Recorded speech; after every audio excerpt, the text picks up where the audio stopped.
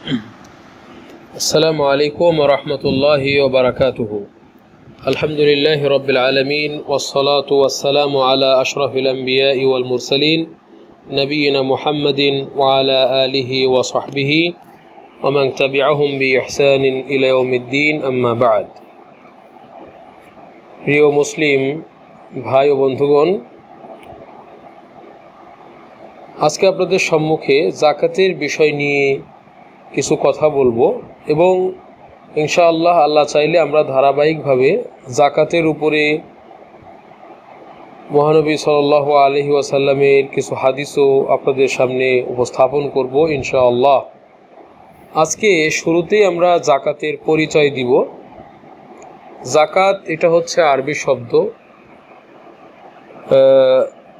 এই শব্দটির বাংলাতে আমরা যেটা অর্থ বুঝি সেটা হলো পবিত্র হওয়া, পবিত্র করা, প্রবৃদ্ধি অর্জন হওয়া, বৃদ্ধি পাওয়া। এটা হলো যাকাতের বাংলা অর্থ। যাকাতের বাংলাতে আমরা এর অর্থ নিতে পারি পবিত্র হওয়া, পবিত্র করা, বৃদ্ধি পাওয়া, এগুলো হলো অর্থ। আসলেই এই যে এখান থেকে যাকাত বলা হয়েছে এটা অত্যন্ত যুক্তিযুক্ত এবং যৌক্তিক। কারণ যাকাত যে প্রদান করে, এই যাকাত দেওয়াটা, যাকাত যে দেয় তাকে পবিত্র করে, বিশুদ্ধ করে, তার ভেতরে প্রবৃদ্ধি অর্জন হয়। ওরকমভাবে যে সম্পদের যাকাত দেওয়া হয়, সেই সম্পদটিকেও এই যাকাতের মাধ্যমে সেটা পবিত্র হয় এবং সেটা বৃদ্ধি পায়। যদিও বাস্তবে মনে হয় যে যাকাত দিলে কিছু সম্পদ আমার সম্পদ থেকে বেরিয়ে যাচ্ছে, এটা বাস্তবে মনে হলেও আসলে কিন্তু সেটা নয়। বরং যে সম্পদ থেকে আপনি যাকাত দিচ্ছেন সেটাতে আল্লাহ এত বরকত দেন, এত বেশি সেখানে আল্লাহ প্রাচুর্যতা এবং সেখানে এত বৃদ্ধি দান করেন যে সেটা কয়েক গুণ বেড়ে যায়। বাস্তবে মনে হলেও যে কিছু কমে যাচ্ছে, আপনার 100 টাকায় 2.5 টাকা কমে যাচ্ছে, এটা কিন্তু বাস্তবে এরকম বাহ্যিকভাবে এটা মনে হলেও বাস্তবে আপনার কয়েক গুণ বরকতে সেটা বৃদ্ধি পেয়ে যায়। আর সওয়াব তো আছেই, পরকালীন সওয়াব সেটা তো আছেই। এজন্য আল্লাহ যদি সম্পদে বরকত দিয়ে দেন তাহলে যাকাত দিলে সেটা আসলে কমে না। আর বরকত এটা আল্লাহর পক্ষ থেকে যে বরকত আসবে তার কোনো কিন্তু শেষ নেই। বরকত হতেই থাকবে। আল্লাহু আকবার। এজন্য হাদিসে এসেছে, মারফু হাদিস, সেই হাদিস, রাসূলুল্লাহ সাল্লাল্লাহু আলাইহি ওয়াসাল্লাম বলেছেন, মা নাকাসাত সাদাকাতুন মিন মাল, কোনো ধরনের সদকা কোনো সম্পদকে কমায় না। সেটা জাকাত যেটা নফল দান সেটা হোক, অথবা যাকাত যেটা ফরজ সদকা সেটা হোক, কোনো সদকা কোনো সম্পদকে কমায় না, বরং এটা আরও বৃদ্ধি করে, এটাতে আরও বৃদ্ধি পায়। কারণ এটা বরকত আল্লাহর পক্ষ থেকে। এ কারণে যাকাত না দেওয়ার কারণে বরকত উঠে যায়। এজন্য অনেক ধনী লোক যারা একসময় ধনী ছিল, সেই সম্পদ দ্বারা সে উপকৃত হতে পারেনি, সেটা নষ্ট হয়ে গেছে, ধ্বংস হয়ে গেছে। আবার অনেকে যাকাত দেওয়ার কারণে তার বাড়তেছে, আল্লাহ বহুগুণে বৃদ্ধি করে দিচ্ছেন। আর পরকালের সওয়াব তো আছেই। আল্লাহু আকবার। এজন্য হাদিসে এসেছে, মা নাকাসাত সাদাকাতুন মিন মাল, সদকা এটা মালকে কমায় না। এই হাদিসে আরো আছে, ওয়ামা যাদা আল্লাহু আবদান বিআফওয়িন ইল্লা ইজ্জান। আর যখন কোনো বান্দা সে অন্য কোনো বান্দাকে ক্ষমা করে দেয়, অর্থাৎ ভুল করেছে, চাইলে অনেক কিছু করতে পারে, চাকরির থেকে বরখাস্ত করে দিতে পারে, অথবা কাজের থেকে বাদ দিয়ে দিতে পারে, অথবা মারতে পারে, অথবা অনেক কিছু করতে পারে। কিন্তু এটা সত্ত্বেও যদি কেউ কাউকে ক্ষমা করে দেয় তাহলে এর মাধ্যমে আল্লাহ তার সম্মান বৃদ্ধি করে দেন। আল্লাহ ক্ষমা করার মাধ্যমে আপনি যদি কাউকে অ্যাকশন নিতে পারবেন, আপনার শক্তি প্রয়োগ করতে পারবেন তা সত্ত্বেও ক্ষমা করে দিচ্ছেন, এতে করে আপনার আল্লাহ ইজ্জত বাড়িয়ে দিবেন। ওমা তাওয়াযআ আহাদুন লিল্লাহি ইল্লা রাফাআহুল্লাহ, আল্লাহর সন্তুষ্টির জন্য যদি কেউ বিনয়তা অবলম্বন করে, অহংকার প্রদর্শন না করে, সবসময় বিনয়ী হয়, তাহলে আল্লাহ সুবহানাহু ওয়া তাআলা এতে করে তার ইজ্জতকে বাড়িয়ে দিবেন, সম্মানকে বাড়িয়ে দিবেন। আল্লাহু আকবার। এটা সহিহ হাদিস, মুসলিমে আছে। তো যাই হোক, আমরা এটা মূলত আলোচনার উদ্দেশ্য না, আলোচনা উদ্দেশ্য জাকাত। তো এই জাকাত দিলে, সদকা করলে সম্পদ বাড়তে থাকে। এটাগুলো পারিভাষিক শাব্দিক অর্থ জাকাতের, যে এর অর্থ হলো পবিত্র এবং বৃদ্ধি পাওয়া।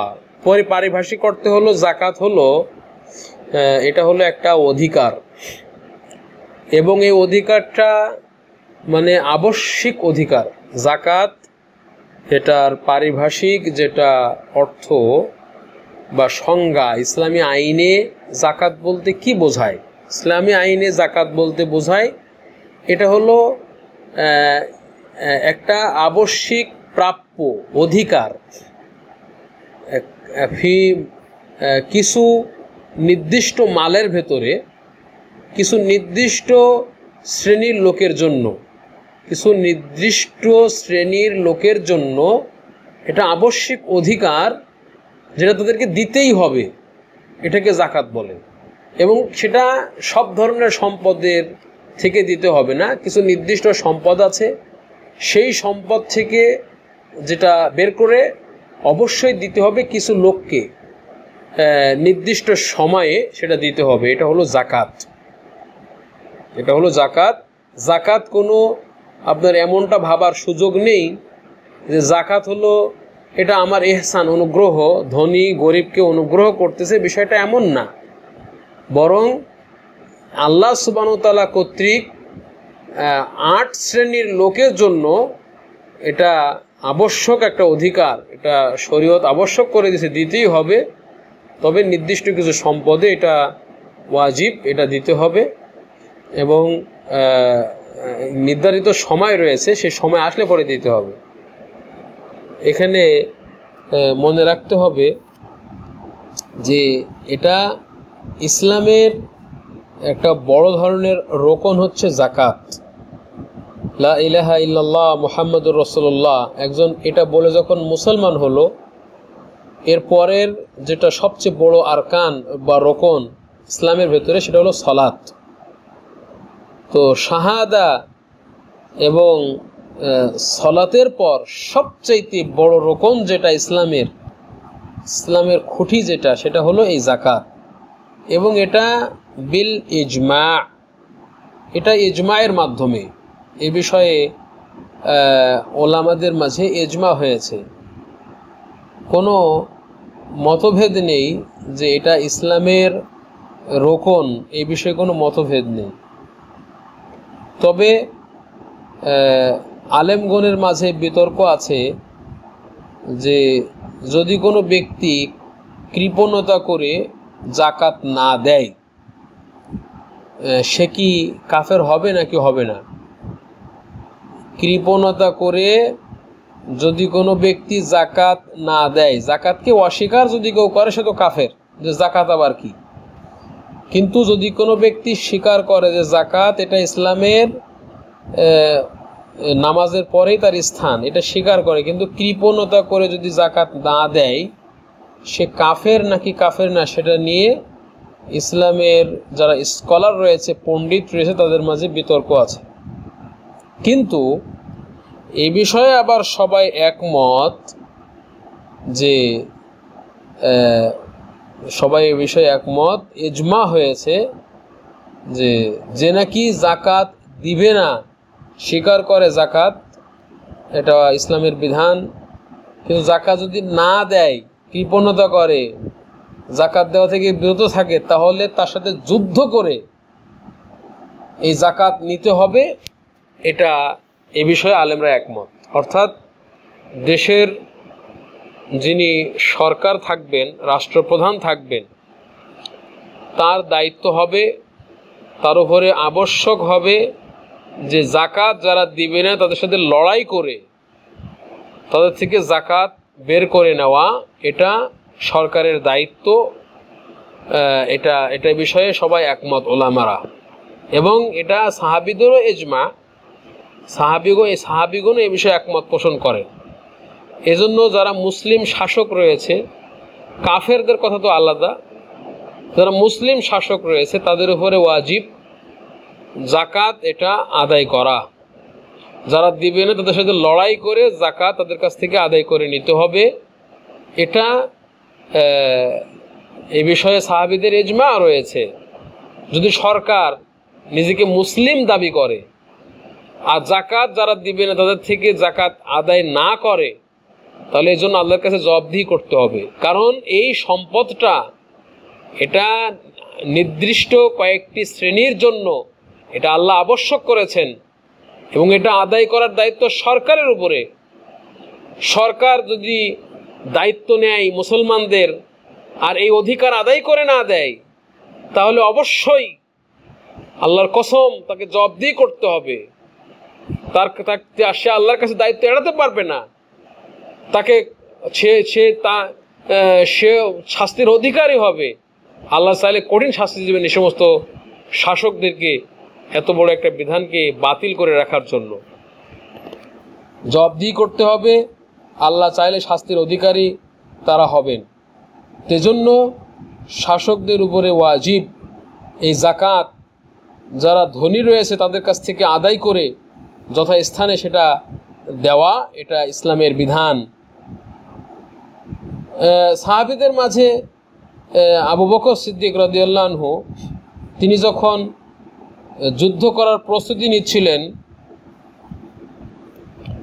যারা জাকাত দিতে অস্বীকার করেছিল তাদের সাথে, তখন কিছু কিছু সাহাবী বললেন যে কিভাবে আপনি যুদ্ধ করবেন এদের সাথে।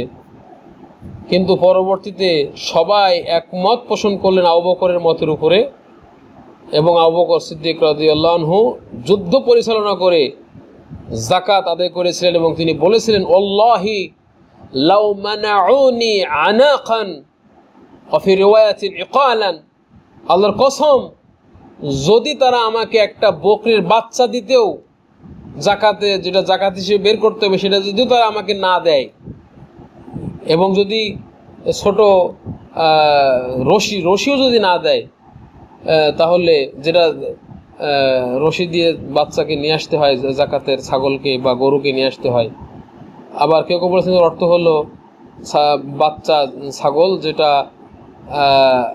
জাকাতে বের করতে হয়, সেটা যদি না দেয়, যেটা কানু ইউআদ্দুনাহু ইলা রাসূলিল্লাহ, যেটা আল্লাহ রসুলকে দিত, ওটা যদি আমি খলিফা হওয়ার পরে আমার কাছে আদায় না করে, লাকাতালতুহুম আলা যালিকা, তাহলে আমি আবু বকর অবশ্যই তাদের সাথে যুদ্ধ করব এই জাকাত নেওয়ার জন্য। তাহলে চিন্তা করুন যে একজন মুসলিম শাসকের কত বড় দায়িত্ব। শুধু ইসলামী রাষ্ট্রের শাসক হয়ে বসে থাকবো আর এই সমস্ত বিষয়গুলি আমরা দেখব না। জাকাত এটা অধিকার, ধনীর সম্পদে আল্লাহ গরিবের অধিকার রেখেছেন। আপনি শাসক হয়েছেন, আপনাকে শক্তি দিয়েছে আল্লাহ, আপনাকে বের করতে হবে এই জাকাত, সেটা আপনাকে অবশ্যই আদায় করতে হবে। যদি কেউ না দেয়, যুদ্ধ করে আদায় করতে হবে, এটা ইসলামের বিধান। এরপরে আরও একটি বিষয় আপনাদেরকে জানাবো যে ওলামারা একমত পোষণ করেছেন যে যদি কোনো ব্যক্তি জাকাত না দেয়, তাহলে তার গুনাহটা কত বড়, তার অপরাধটা কত বড়। আজকে আমাদের সমাজে এসব বিষয়গুলি নিয়ে কেউ ভাবে না। ইসলামের তৃতীয় রকম বলছে আমরা, প্রথমে শাহাদা, এরপরে সালাত, এরপরে জাকাত। এই জাকাত আপনি দিবেন না, আপনার সম্পদ আল্লাহ দিয়েছেন, জাকাত দিবেন না, আপনার অপরাধটা কত বড় শুনে নেন। এবং এই বিষয়ে উলামাদের ইজমা হয়েছে, যেটা যে নাকি সব সময় জেনা করে, প্রতিদিন জেনা করে, মুদমিন একজন হঠাৎ জেনা করে ফেলেছে একবার, সেটা একটা বিষয়। যে নাকি নিয়মিত পেশাদার জেনাখোর, এই জেনা সবসময় যে করে, তার চাইতে বড় অপরাধী হচ্ছে সম্পদের জাকাত যে ব্যক্তি আদায় করে না। যে ব্যক্তি চুরি করে তার চাইতে বড় অপরাধী হলো যে জাকাত দেয় না। যে ব্যক্তি মদ খাওয়ার চাইতে বড় অপরাধী হলো যে জাকাত দেয় না। এছাড়া আরো বড় বড় যেগুলো কবিরা গুনাহ রয়েছে, যেমন অন্যায়ভাবে হত্যা করা, এর চাইতে জঘন্য অপরাধ হচ্ছে জাকাত না দেওয়া। কোথায় আছেন? শুধু টাকা পয়সা হলে জাকাত দিবেন না আর এই মানে সমাজে অত্যন্ত প্রশংসিত হয়ে বেড়াবেন, বিষয়টি হলেও পরকালে অত্যন্ত কঠিন পরিস্থিতি অপেক্ষা করছে আল্লাহ চাইলে। ওয়ালাকিন্না শাইতান, কিন্তু শয়তানের সমস্যা হলো এটা ওয়াসওয়াসা দেয় মানুষকে, সবসময় বখিলতি করতে বলে। আল্লাহ বলছেন আশ-শাইতান ইয়াইদুকুমুল ফাকরা, শয়তান শুধু এসে ধনীরে বলে, আরে তোর এই টাকা যদি জাকাত দেস তুই তো গরিব হয়ে যাবি রে, তুই তো গরিব হয়ে যাবি, ফকির হয়ে যাবি। হ্যাঁ, এগুলো বলে। শয়তান এসে এই মনের ভিতরে শুধু কুমন্ত্রণা দেয়, জাকাত দিলে গরিব হয়ে যাবি, ফকির হয়ে যাবি, জাকাত দিস না। আর ধনীরা ওই শয়তানের ওয়াসওয়াসা কুমন্ত্রণা সেটাই গ্রহণ করে, জাকাত দেয় না। আর শয়তান কি করে? ওয়ায়ামুরুকুম বিল ফাহশা, যত জঘন্য কাজ আছে, গর্হিত কাজ আছে, এইগুলোর শয়তান কি করে? আদেশ করে। ওয়ায়ামুরুকুম বিল ফাহশা, হ্যাঁ, দেখবেন যে জাকাত দেয় না অথচ নাচ গানে অভাব নাই, ওয়াকাতরে বিলি করতেছে, জেনা ব্যভিচারে যত অন্যায় কাজ রয়েছে, ক্যাসিনো, পতিতালয়, বিভিন্ন জায়গায় ধনী ওয়াকাতরে সম্পদ ব্যয় করতেছে, কোনো বাধে না। জাকাত দিতে গেলে পরে ওর কুমন্ত্রণা দেয়, বেটা গরিব হয়ে যাবে। হ্যাঁ, ওয়াল্লাহু ইয়াইদুকুম মাগফিরাতাম মিনহু ওয়া ফাদলা, কিন্তু আল্লাহ কিসের ওয়াদা করেন? যে না, আল্লাহ তোমাদের ক্ষমা করবেন, এটার ওয়াদা করেন, এবং আরো বেশি বেশি দিবেন, এটা ওয়াদা করেন। যাই হোক, এটা হচ্ছে জাকাতের প্রাথমিক কিছু কথা বললাম। আল্লাহ সুবহানাহু ওয়া তাআলা যেন জাকাত আদায় করার আমাদেরকে তৌফিক দান করেন। ইবনে আব্বাস রাদিয়াল্লাহু আনহুমা থেকে বর্ণিত, তিনি বলেন, قال رسول الله صلى الله عليه وسلم لمعاذ بن جبل حين بعثه إلى اليمن, রাসূলুল্লাহ সাল্লাল্লাহু আলাইহি ওয়াসাল্লাম মুআয বিন জাবালকে বললেন যখন তাকে আল্লাহ রাসূল সাল্লাম পাঠিয়েছিলেন ইয়ামানে। আল্লাহ রাসূল সাল্লাল্লাহু আলাইহি ওয়াসাল্লাম পাঠাতেন, তার যারা সাহাবী ছিলেন সাহাবীদেরকে আল্লাহ রাসূল সাল্লাম বিভিন্ন জায়গাতে পাঠাতেন এবং তাদেরকে আদেশ করতেন মানুষদেরকে দাওয়াত দেওয়ার জন্য, এবং বলে দিতেন তারা যেন সেখানে গিয়ে সবচাইতে গুরুত্বপূর্ণ যে বিষয়গুলি আছে সেই বিষয়গুলোর জন্য দাওয়াত দেয়। সবচেয়ে গুরুত্বপূর্ণটা দাওয়াত দিবে, তারপরে গুরুত্বপূর্ণটা। যেমনটি হাদিসে আল্লাহ রাসূল সাল্লাল্লাহু আলাইহি সাল্লাম যখন মুআজকে ইয়ামানে পাঠাচ্ছিলেন তখন বলে দিলেন, ইন্নাকা সাতাতি কওমান আহলাল কিতাব, তুমি এমন একটা কওমের কাছে যাচ্ছ যারা আহলে কিতাব, অর্থাৎ তাদের কাছে বিভিন্ন সংশয় রয়েছে, দলিল না, সংশয়। সব কিছু দলিল হয় না, দলিল যেটা গ্রহণযোগ্য, সংশয় অগ্রহণযোগ্য। তো আহলে কিতাবদের নিকটে যাচ্ছে মুআজ রাদিয়াল্লাহু আনহু, তাকে আল্লাহ রাসূল শিখিয়ে দিচ্ছেন যে যাচ্ছ তারা কিন্তু আহলে কিতাব, তাদেরকে কিতাব দেওয়া হয়েছিল, এজন্য তাদের কাছে অনেক যুক্তি এগুলো আছে। এজন্য আল্লাহ তাকে প্রস্তুতি নেওয়ার জন্য বলতেছেন। তারা সাধারণ নিরক্ষর ছিল না, আহলে কিতাবরা, ইহুদি খ্রিস্টানরা যারা নিরক্ষর, কিতাব টিতাব পায় নাই, এরকম না, যারা ঝগড়া করতে বোঝে না এমন না, বরং এরা হয়তো অনেক যুক্তিজাক্তা দেখাবে। তাই আল্লাহ রাসূল বললেন, ফাইদা জিতাহুম, যখন তুমি তাদের কাছে আসবে, ফাদউহুম ইলা আইয়াশহাদু আল্লা ইলাহা ইল্লাল্লাহ, তুমি তাদেরকে দাওয়াত দিবে কিসের দিকে? এই সাক্ষ্য দেওয়ার দিকে যে আল্লাহ ছাড়া সত্যিকার কোনো মাবুদ নেই, ওয়া আন্না মুহাম্মাদার রাসূলুল্লাহ, এবং মুহাম্মদ সাল্লাল্লাহু আলাইহি ওয়াসাল্লাম আল্লাহর রাসূল, এটার দাওয়াত দিবে। এটা আল্লাহ রাসূল সাল্লাম মুআজ রাদিয়াল্লাহু তাআলা আনহুকে প্রথম দাওয়াতের কথা বললেন। আহলে কিতাবরা, তাদেরকে আল্লাহ আগে কিতাব দিয়েছিলেন, তো এই আহলে কিতাবদেরকে দাওয়াত দেওয়ার জন্য মুআজ ইবনে জাবাল রাদিয়াল্লাহু আনহুকে আল্লাহ বললেন, যখন আসবে আগে এই সাক্ষ্য দিতে বলবে যে আল্লাহ ছাড়া কোনো সত্যিকার মাবুদ নেই এবং মুহাম্মদ আল্লাহর রাসূল।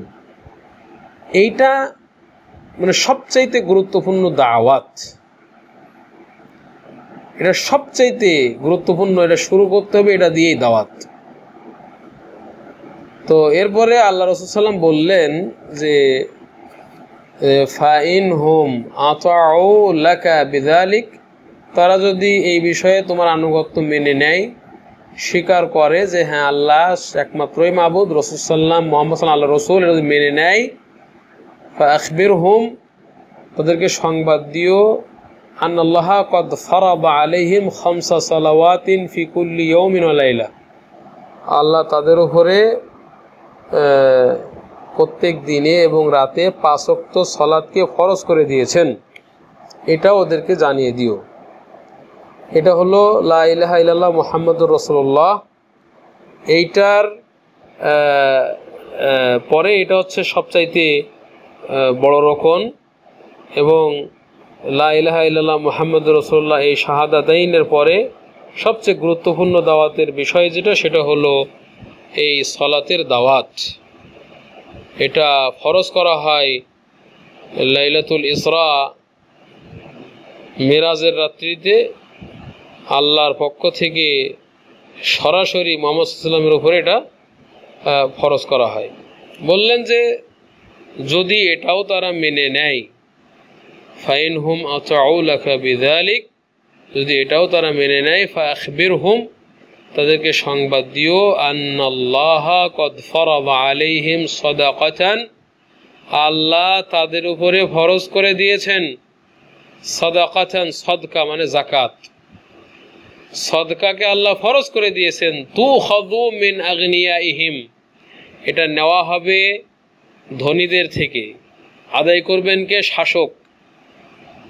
কিন্তু আজকে যাকাত আদায় করতে যায় বিভিন্ন মাদ্রাসার শিক্ষকরা, বিভিন্ন মসজিদের হয়তো গরিব গরিব মানুষ চাইছে যাকাত নিয়ে খাইতেছে। ইন্না লিল্লাহি ওয়া ইন্না ইলাইহি রাজিউন। হাইরে অবস্থা, মুসলমানদের অবস্থা, দুরবস্থা কেন? তুখাযু মিন আগনিয়াইহিম, এই যাকাত এটা আদায় করা হবে তাদের ধনীদের থেকে, ফাতুরাদ্দু আলা ফুকারাইহিম, দিয়ে এটা আবার ফকিরদেরকে দিয়ে দেওয়া হবে। যাকাত আদায় করে ফকিরদেরকে দেওয়া হবে, আলা ফুকারাইহিম। আজকে রাষ্ট্রীয়ভাবে এটার ব্যবস্থা না থাকার কারণে যে যেমনে পারতেছে যাকাত, এর থেকে সমাজের ফকিররা, যদি হাদিসে এখানে ফকিরের কথা বলে, যাকাতের খাত আছে 8টা, কিন্তু হাদিসে এখানে স্পেসিফিকভাবে ফকিরের কথা বলল যে ধনীদের থেকে নিয়ে ফকিরদেরকে দেওয়া হবে। কিন্তু সমাজের বেশিরভাগ ফকিররা আজকে এই যাকাত থেকে বঞ্চিত। আর যাকাত তো দেয়ই না বলতে গেলে চলে, অল্প কিছু দেয়, তাও সেটা অনেকে আছে, কেউ সংগঠনের পেছনে লাগাচ্ছে, কেউ নানা রকম এখানে ওখানে যার যেখানে সুবিধা সে অনুযায়ী এই যাকাত অপব্যবহার হচ্ছে। আল্লাহুল মুস্তাআন। যাই হোক, বলছে যে যাকাত এটা আল্লাহ সুবহানাহু ওয়া তাআলা ফরজ করেছেন পরস্পর সহমর্মিতার জন্য, সৌহার্দ্য সৃষ্টির জন্য, এবং ফকিররা যাতে করে এই মাল দ্বারা উপকৃত হয়। বর্ধনশীল মাল, যারা ধনীদের বর্ধনশীল মাল আছে, সেই সম্পদের থেকে খুবই সামান্য পরিমাণ, এটা হচ্ছে এই সম্পদ যেটা যাকাত বের করা হয়, অথচ এই সম্পদ গরিবদের ব্যাপকভাবে উপকার করতে পারে। এখানে বলা হলো যে ধনীদের থেকে নিয়ে ফকিরদেরকে দেওয়া হবে, ধনীদের থেকে যাকাত নিয়ে ফকিরদেরকে দেওয়া হবে। অর্থাৎ এখান থেকে বোঝা যায় যে যেখানে যাকাতটা উসুল করা হবে, আদায় করা হবে, ওই অঞ্চল থেকে অন্য অঞ্চলে যাকাত নিয়ে যাওয়াটা ঠিক না, জায়েজ না, এটা বোঝা যাচ্ছে এখান থেকে। কিন্তু এক্ষেত্রে সঠিক কথা হলো, হাদিসে এটা থাকলেও লক্ষ্য করতে হবে যে যদি যেখানে যাকাত আদায় করা হচ্ছে ওইখানে যদি ফকির না থাকে অথবা অল্প আছে, আর অন্য জায়গায় ফকিরের সংখ্যা বেশি, প্রয়োজনের সংখ্যা বেশি, তাহলে সে জায়গায় কল্যাণ অনুপাতে, মাসলাহা অনুপাতে এক স্থানের যাকাত অন্য স্থানে নিয়ে যাওয়া চলবে। এজন্য আল্লাহ রসুল সাল্লাল্লাহু আলাইহি সাল্লাম যখন যাকাত উসুলকারীদেরকে পাঠাতেন, কখনো কখনো তারা ওখানে যাকাত তুলে ওখানেই দিয়ে আসতো, সাথে কিছুই আনতো না। আবার অনেক সময় সেখানে দরকার না থাকলে সেখান থেকে যাকাত তারা আল্লাহ রসুল সাল্লামের কাছে নিয়ে আসতেন, এটাও নজির রয়েছে। এরপরে আল্লাহ রসুল সাল্লাম বলছেন যে ফাইনহুম আতাউ লাকা বিযালিক, যদি এটাও তারা মেনে নেয় যাকাত দেওয়ার কথা, তাহলে মনে রাখবে যে যাকাত, এই যাকাতটা এটা নেওয়ার সময় ইয়াকা ওয়া কারাইমা আমওয়ালিহিম, তাদের যে ভালো ভালো সম্পদ যেগুলি, সেগুলি তুমি বেছে বেছে নিয়ে আসবে, এটা করবে না। এটা আল্লাহর পক্ষ থেকে কত বড় অনুগ্রহ!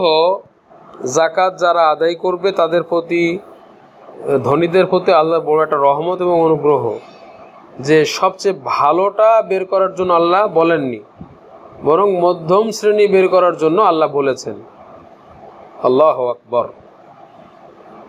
যে গরুর যাকাত আনতে গিয়ে ভালো ভালোগুলো বেছে নিবে এরকম না, ফসল এর যাকাত ভালো ভালোগুলো বেছে নিবে এমনটা না, বরং এই যাকাত সেটা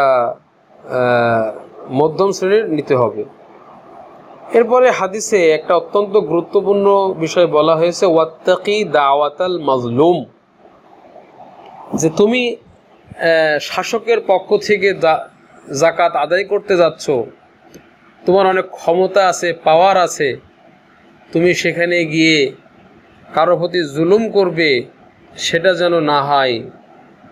ওয়াত্তাকি দাওয়াতাল মাজলুম, মাজলুম বলা হয় অন্যায়ভাবে যার উপরে অনধিকার চর্চা করা হচ্ছে, যার উপরে অত্যাচার করা হচ্ছে, এটাকে বলা হয় মাজলুম। তো এই মাজলুমের বদদুয়া থেকে তুমি সাবধান থাকবে। মাজলুম একজনের উপরে অন্যায়ভাবে জুলুম করতেছেন, এ বদদুয়া করলে খবর আছে। আল্লাহ বলছে, রাসূল সাল্লাল্লাহু আলাইহি ওয়াসাল্লাম বলেন যে ওয়াত্তাকি দাওয়াতাল মাজলুম, মাজলুমের বদদুয়া থেকে তুমি সাবধান। ফাইন্নাহা লাইসা বাইনাহা ওয়া বাইনাল্লাহি হিজাব, আল্লাহ এবং এই মাজলুমের যেটা বদদুয়া, এর মাঝে কোনো পর্দা নেই। অর্থাৎ আল্লাহ মাজলুমের দোয়া কবুল করবেন, মাজলুমের দোয়া কবুল হওয়া থেকে কোনো পর্দা নেই। এমনকি যদি কাফেরকেও জুলুম করা হয় তবুও আল্লাহ তার দোয়া কবুল করেন। তাহলে মুসলমানদের উপরে জুলুম করলে, মুসলমানরা যদি বদদোয়া করে, ধ্বংস অনিবার্য। কিছু আসারে এসেছে যে ফাইন্নাহু ইয়াসআলু হাক্কাহু ওয়াল্লাহু লা ইয়ামনাউ যি হাক্কিন হাক্কাহু, মাজলুম যখন সে আল্লাহর কাছে হাত তোলে তখন নিজের অধিকারের জন্য হাত তোলে, আর তুমি তার অধিকারকে নষ্ট করতেছো জুলুম করে, এটা আল্লাহ বরদাস্ত করবে না। কোনো অধিকারের অধিকারকে আল্লাহ বাধা দেন না, সেটা দিয়ে দেন। তো এই হলো আজকে আপনাদের সম্মুখে যাকাতের সম্পর্কে সংক্ষিপ্ত আলোচনা। এখানে একটা মাসআলা বলবো, সেটা হলো জাকাত সেটা আপনার দেওয়ার জন্য 8টি শ্রেণী রয়েছে। এখানে যদি কোনো 8 শ্রেণীর ভিতর থেকে এক শ্রেণীকে দিয়ে দেয় সেটা জায়েজ আছে, যেমন ফকিরদেরকে দেওয়ার কথাই হাদিসে আসছে। এবং জাকাতের একটা, আমরা প্রথমেই বলেছি, জাকাতের একটা সময় আছে, ওই সময়ে জাকাত দিতে হয়, অর্থাৎ 1 বছর পূর্ণ হলে ওই জাকাতটা দিতে হয়। এবং ফসলের ক্ষেত্রে যখন ফসল কাটা হয় তখন দিতে হয়। আমরা ইনশাল্লাহ আল্লাহ চাইলে অন্য সময়ও জাকাতের সম্পর্কে কিছু কিছু আলোচনা ইনশাল্লাহ আমরা করব। আল্লাহ সুবহানাহু ওয়া তাআলা যেন আমাদেরকে তৌফিক দান করেন। আমিন। আসসালামু আলাইকুম ওয়া রাহমাতুল্লাহি ওয়া বারাকাতুহু।